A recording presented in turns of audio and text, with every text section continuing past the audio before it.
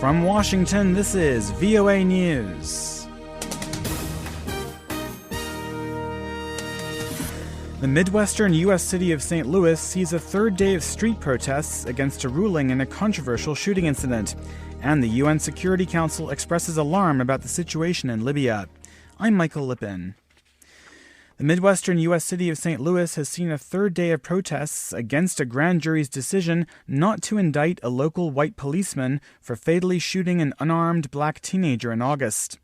Hundreds of people demonstrated in front of St. Louis City Hall on Wednesday, chanting, "Shame, shame."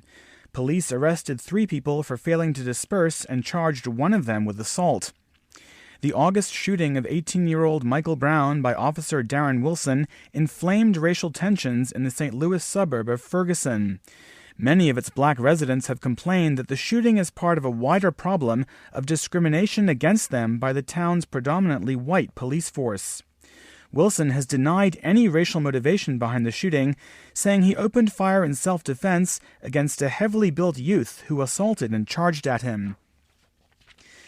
The UN Security Council has expressed concern about the deteriorating situation in Libya and its impact on regional peace and stability. In a statement on Wednesday, the 15-member council said there is no military solution to the Libyan crisis and condemned the recent escalation of violence in the country. Libya's government and parliament took refuge in remote eastern regions after Islamist militias seized the country's western-based capital, Tripoli, in August.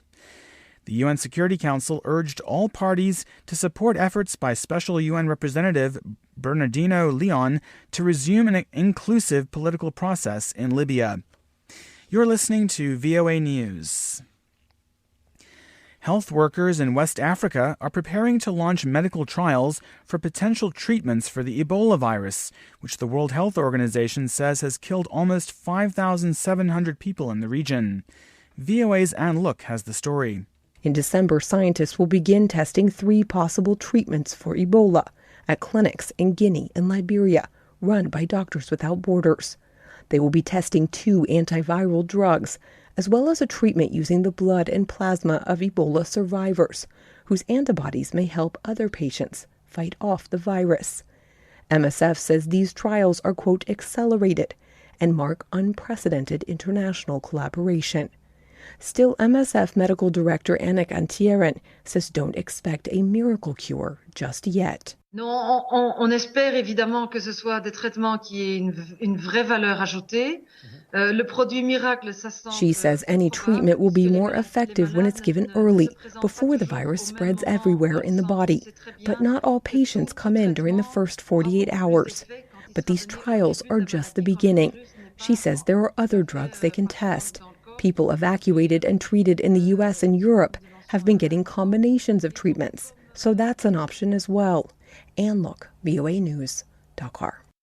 The top military commander of the NATO alliance says a large number of Russian troops are still operating in eastern Ukraine, providing a backbone to separatists fighting Ukrainian government forces. NATO commander U.S. Air Force General Philip Breedlove discussed the issue with Ukrainian officials in Kiev on Wednesday. He also spoke to reporters about the alleged presence of Russian troops in eastern Ukraine. It's less about the exact number. It's more about the fact that there is a great force there that can be exerted if it's required. Inside Ukraine, we still see a large number of Russians who are involved primarily in training, advising, assisting, and helping the forces of the Russian-backed forces in the east. Breedlove says the United States remains committed to providing Ukraine with financial support, equipment, and expert advice to help it respond more effectively to the situation in eastern Ukraine. And Hong Kong authorities cleared a major protest camp on Wednesday and arrested 2 leaders of the Occupy movement, which is calling for greater democracy in the autonomous Chinese territory. Police detained dozens of protesters during an operation to clear barricades from a road in the Mong Kok neighborhood. Scuffles broke out when some protesters tried to prevent workers from tearing down the barricades on Nathan Road, a 6-lane highway that had been blocked by protesters for 2 months. I'm Michael Lipin. That's the latest world news from VOA.